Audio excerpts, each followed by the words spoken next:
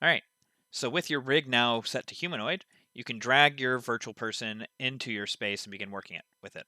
Now, because it was humanoid, the first thing you're going to see is that it does have an avatar here as well as an animator component.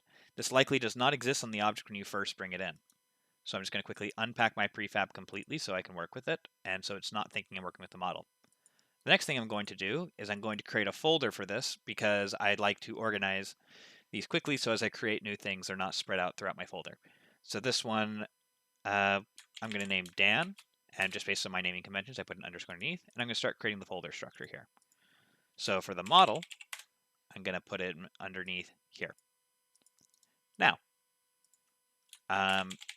you're going to want to go further into this, particularly with VPs, where they have materials and textures. But as an example, that would just be the same structure as with any virtual object or anything else.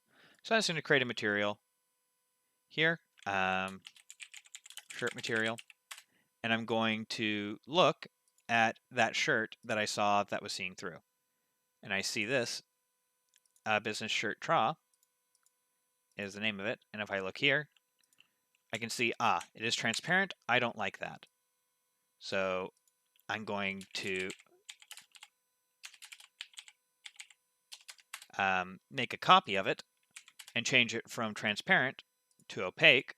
And I'm going to apply that onto my person.